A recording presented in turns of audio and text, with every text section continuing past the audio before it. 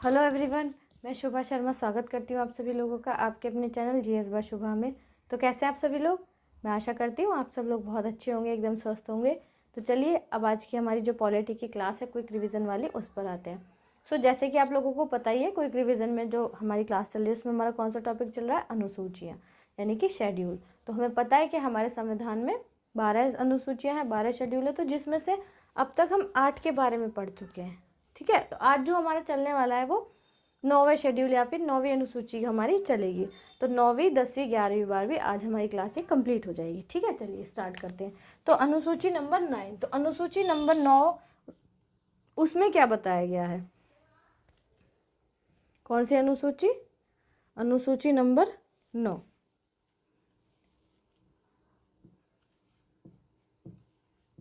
अनुसूची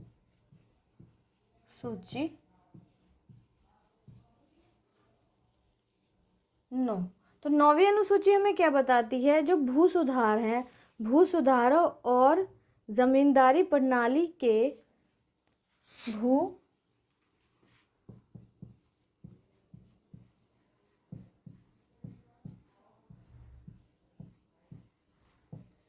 सुधारों और जमींदारी प्रणाली के उन्मूलन, क्या है? भू सुधारों और जमींदारी प्रणाली के उन्मूलन से संबंधित राज्य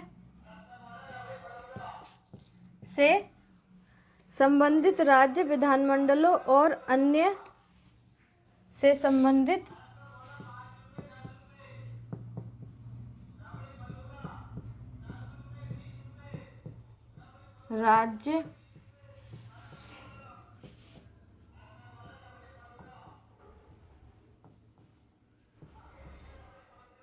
राज्य विधानमंडलों से संबंधित राज्य विधानमंडलों और अन्य मामलों में या अन्य मामलों से संबंधित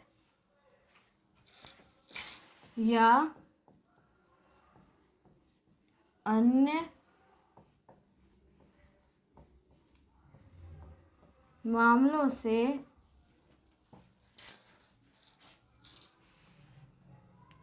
संबंधित संसद के अधिनियम और विनियम, मामलों से संबंधित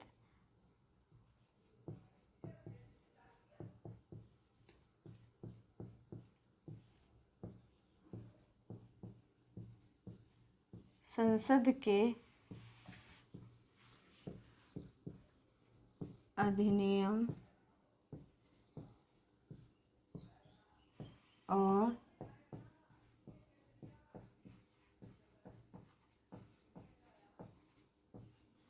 विनियम। तो कहने का मतलब क्या है? मूलतः 13 थे परंतु वर्तमान में 282 हैं। मूलतः कितने थे? मूलतः 13। विनियम कितने थे? ये भी साथ के साथ नोट कर लो, क्वेश्चन में पूछ लेता है।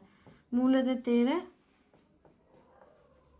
वर्तमान में 282। तो कहने का मतलब क्या है? जो हमारी 9वीं अनुसूची है वो हमको क्या बताती है कि जो भू सुधार है, भू सुधारों और जमींदारी प्रणाली के उन्मूलन, जो भू सुधार है, जो भूमि सुधार है, तो और साथ ही साथ जो जमींदारी प्रणाली है उसके उन्मूलन से संबंधित, उसके जो उन्मूलन है उससे संबंधित राज्य विधानमंडलों या अन्य मामलों से संबंधित राज्य जो विधानमंडल है, राज्य के जो विधानमंडल है, मतलब भू सुधार और जमींदार प्रणाली के उन्मूलन से संबंधित जो राज्य की जो विधानमंडलें हैं, राज्य की जो विधानमंडलें हैं या फिर अन्य मामलों से संबंधित, जो इसके अलावा जो भू सुधार और जमींदारी वाले मामले, तो ये तो राज्य के विधानमंडल के अंदर ही आ गए ना। तो ये या फिर जो अन्य मामले हैं, इनके अलावा जो अदर मामले हैं, तो अन्य मामलों से संबंधित संसद के अधिनियम, संसद जो है उसके अधिनियम और विनियम। तो मूलतः कितने थे? मूलतः 13 थे, 13 थे, बट अब प्रेजेंट में 282 हो गए हैं। तो 9वीं अनुसूची हमको किस बारे में बताती है? भू सुधारों और जमींदारी प्रणाली के उन्मूलन से संबंधित राज्य विधानमंडलों या अन्य मामलों से संबंधित संसद के अधिनियम और विनियम, इनके बारे में हमको 9वीं अनुसूची बताती है। ठीक है, इनसे संबंधित 9वीं अनुसूची है। तो और इसमें साथ के साथ में क्या है कि जो ये अनुसूची है, इस अनुसूची के को पहले संशोधन या मूल अधिकारों के उल्लंघन के आधार पर न्यायिक समीक्षा, ये छोड़ो, इसकी ज़रूरत नहीं है। ठीक है, बस आप इतना ध्यान कर लो। अब इसमें कौन से आर्टिकल से संबंधित है ये अनुच्छेद, कौन से अनुच्छेद से संबंधित है?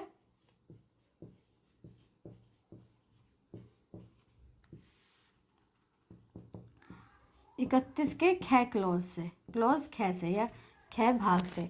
मतलब जो हमारी 9वीं अनुसूची है तो भूमि सुधार या जमींदारी से, इससे संबंधित जो जो राज्य के विधानमंडल हैं उनके जो मामले होते हैं, या इसके अलावा जो संसद, इसके अलावा जो मामले हैं उससे संबंधित जो संसद के अधिनियम और विनियम है उससे संबंधित है, जो कि हमारे कौन से आर्टिकल के, मतलब इससे रिलेट विषय तो ये है। और अनुच्छेद कौन सा है? अनुच्छेद 31 की ख क्लॉज है। ठीक है, तो आई होप 9वीं अनुसूची के बारे में आपको अच्छे से समझ आ गया होगा।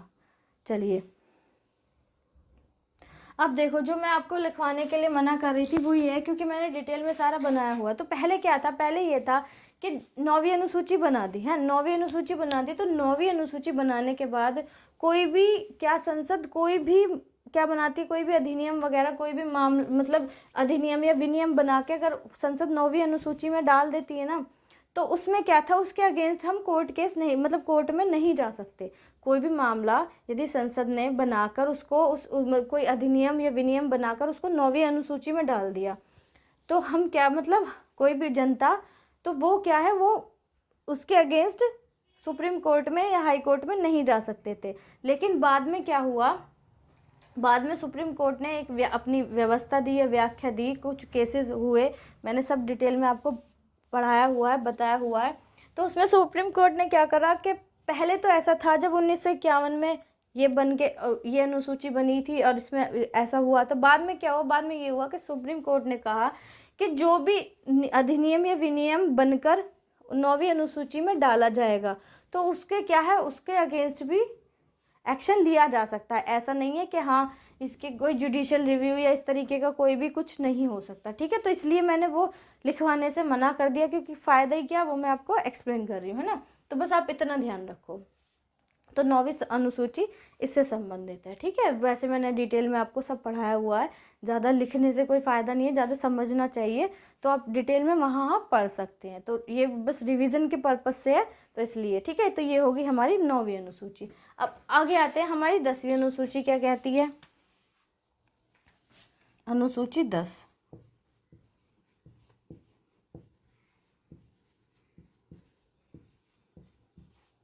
तो हमारी जो 10वीं अनुसूची है वो हमको क्या बताती है, उसमें क्या विषय है? दल बदल के आधार पर संसद और विधानसभा के सदस्यों, दल बदल के आधार पर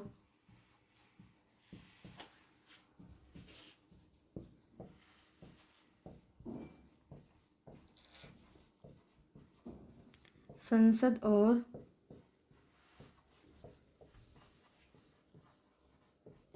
विधान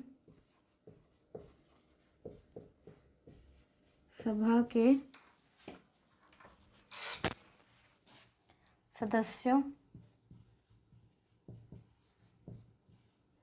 जो दल बदली जाती है, जो पार्टी वगैरह बदली जाती है, उससे संबंधित है, की निर्हरता के बारे में उपबंध, की निर्हरता के बारे में उपबंध।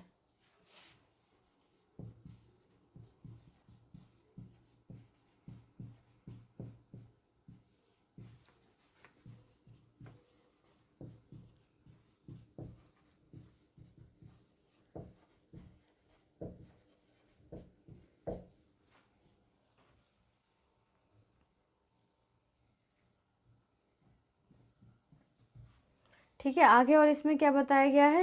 निर्भरता के बारे में उपबंध। इस अनुसूची को 52वें संविधान संशोधन अधिनियम 1985 द्वारा जोड़ा गया।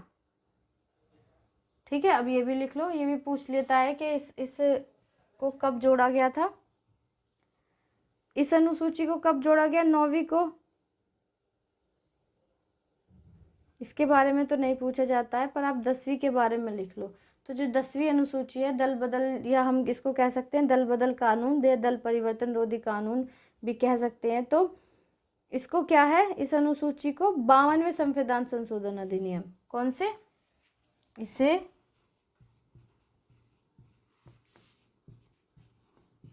मतलब 52nd अमेंडमेंट हुआ था, 52वें संविधान संशोधन अधिनियम 1985 द्वारा जोड़ा गया। 52वें संविधान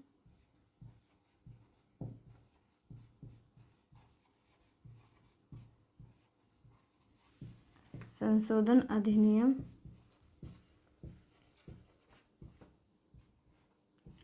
1985 द्वारा जोड़ा गया।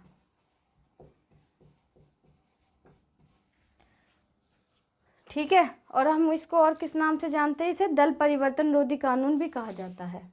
कह सकते हैं कि इसे दल परिवर्तन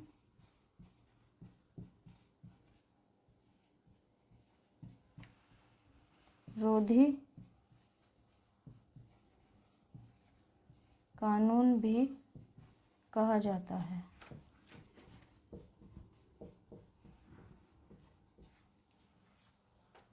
कौन से अनुच्छेद से संबंधित है, अनुच्छेद 102 एवं 191। अनुच्छेद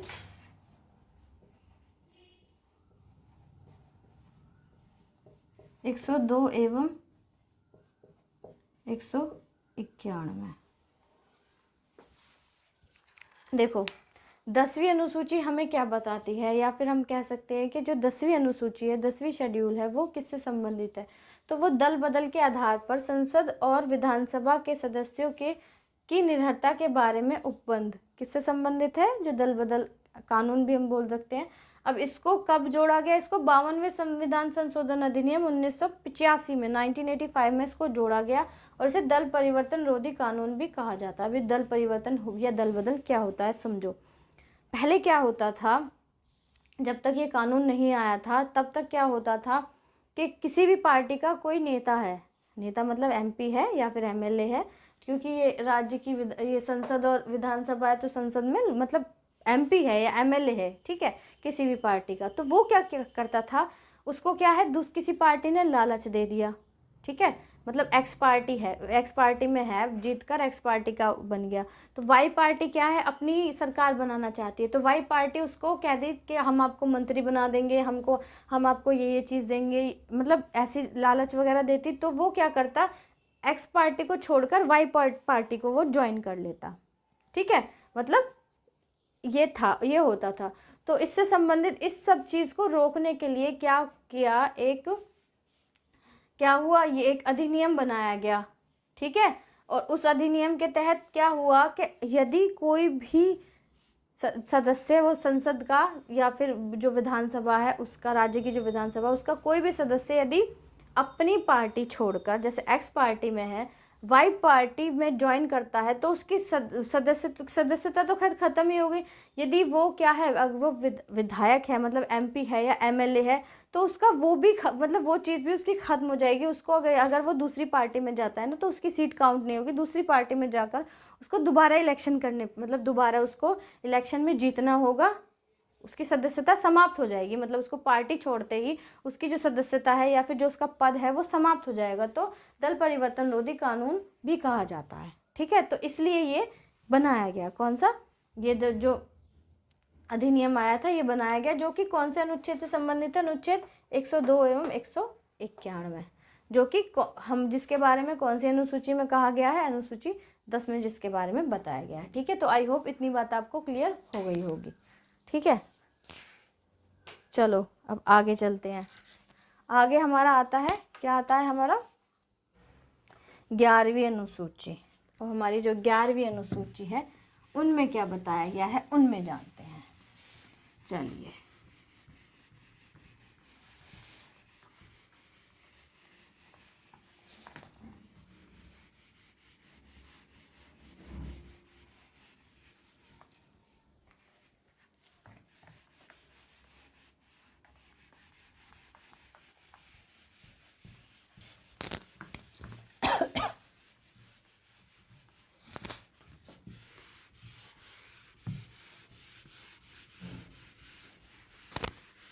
ये जो अनुसूची है इनसे क्वेश्चन बहुत पूछे जाते हैं, बहुत एग्जाम में पूछे जाते हैं और आर्टिकल्स भी पूछ लिए जाते हैं। ठीक है, बस जो पीडीएफ वाली क्लास चल रही है उसमें और इसमें इतना ही फ़र्क है कि जिसने डिटेल में पढ़ा हुआ है, वो क्लास जिसने ली हुई है, उसको ये बहुत इजीली समझ आ जाएगा, और जिसने नहीं ली हुई, जिसको बस यही पढ़ना है, बहुत से ऐसे कहते हैं, तो उसको ये चीज़ रटनी पड़ेगी।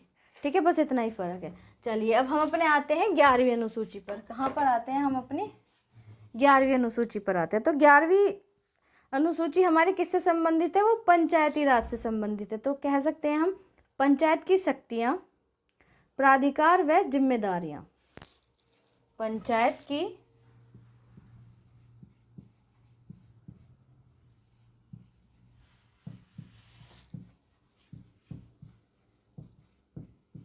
शक्तियाँ,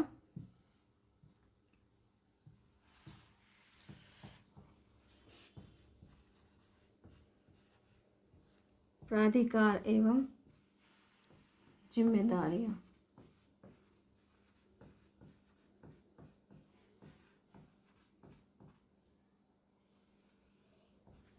ठीक है,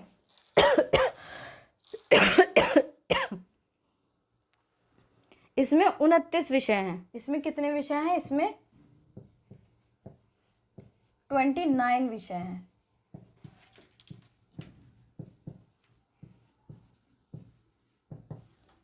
कितने विषय हैं इसमें? इसमें टोटल 29 विषय हैं। अब इसे कौन से अधिनियम, संशोधन अधिनियम द्वारा जोड़ा गया? इसे 73वें संशोधन अधिनियम 2092 द्वारा जोड़ा गया। इसे 73वें संविधान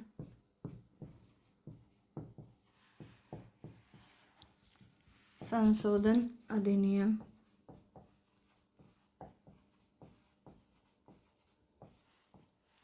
1992 द्वारा जोड़ा गया। देखो ऐसे समझो, अब 11वीं अनुसूची क्या है?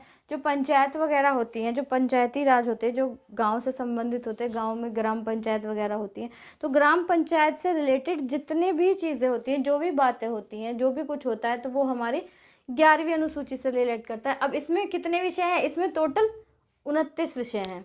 किसमें? जो ग्राम पंचायत है, इस ग्राम पंचायत की जो शक्तियाँ हैं या उसके जो प्राधिकार है और उसकी जो जिम्मेदारियाँ हैं, तो उससे रिलेटेड टोटल 29 सब्जेक्ट्स हैं, मतलब 29 विषय हैं। ठीक है, तो वो हमारी कौन सी अनुसूची में आते हैं? अनुसूची 11 में आते हैं। और इसको ऐड कब किया गया? क्योंकि मूलतः तो 8 ही अनुसूचियाँ थी, तो इसको 73वें संशोधन अधिनियम 1992 में दोबारा जोड़ा गया था। एग्जाम में बहुत बार ये क्वेश्चन पूछा गया। अब इससे संबंधित जो अनुच्छेद है वो भी देख लो। तो अनुच्छेद 243 का 6,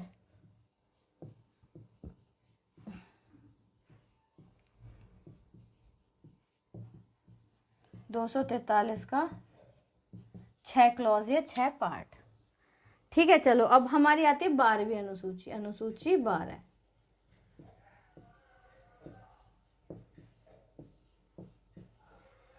तो हमारी जो 12वीं अनुसूची है वो हमें किसके बारे में बताती है?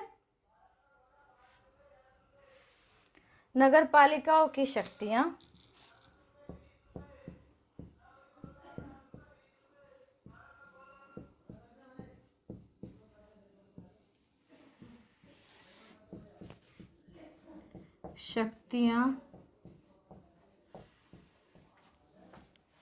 प्राधिकार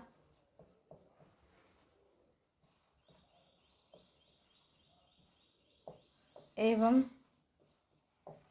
जिम्मेदारियां।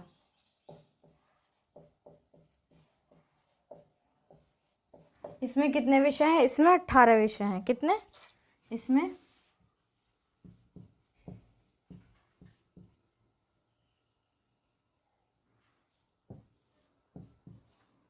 18 विषय हैं।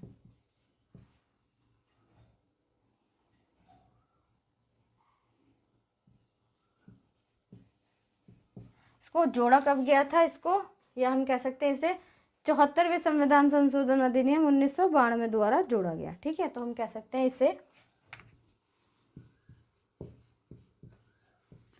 74वें संविधान संशोधन अधिनियम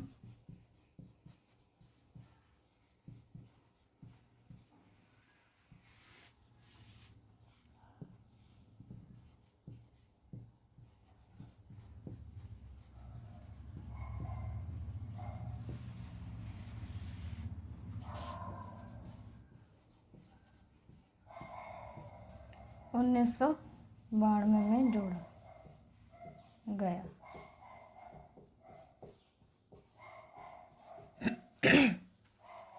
कौन से अनुच्छेद से संबंधित है?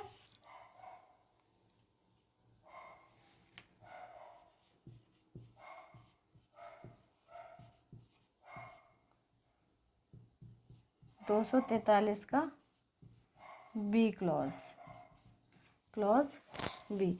अब ये जो हमारी 12वीं अनुसूची है ये हमको किस बारे में बताती है या किससे संबंधित है, इसका विषय क्या है? तो इसका विषय क्या है? नगर पालिका। जो देखो गांव जो होते हैं, गांव में क्या होती है, गांव में तो पंचायतें होती है, ग्राम पंचायतें होती है, लेकिन जो शहर होते हैं उनके अंदर नगर पालिकाएं होती हैं।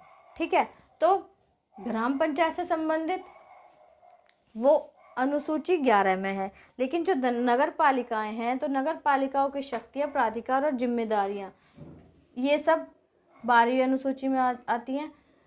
ग्राम पंचायत के अंदर 29 विषय हैं, लेकिन जो नगर पालिका है उसके अंदर 18 विषय हैं। ठीक है, इसको जोड़ा कब गया था अमेंडमेंट करके? तो इसको 74वें संविधान संशोधन अधिनियम 1992 में इसको जोड़ा गया था, जो कि कौन से अनुच्छेद से संबंधित है? जो हमारी 12वीं अनुसूची है अनुच्छेद 43 की क्लॉज बी से संबंधित है। ठीक है, तो ये सारी होगी आपकी अनुसूचियाँ। तो इसमें से क्वेश्चन काफ़ी पूछे जाते हैं, तो जहाँ जहाँ से क्वेश्चन पूछे जाते हैं एक एक लाइन मैंने आपको वो लिखवा दी। ऐसे भी आता है कि जो ग्राम पंचायत है उसमें कितने विषय हैं, जो नगर पालिका है उसमें कितने विषय हैं, तो मैंने सारा एक एक आपको वो लिखवा दिया है। तो आई होप आज की क्लास आपको अच्छी लगी होगी और समझ आई होगी। अगर अच्छी लगी या समझ आई तो प्लीज़ क्लास को लाइक ज़रूर कीजिएगा और बच्चों तक भी शेयर कीजिएगा, ताकि और लोग भी इस चैनल से जुड़ सकें और डिटेल में जीएस पढ़ सकें।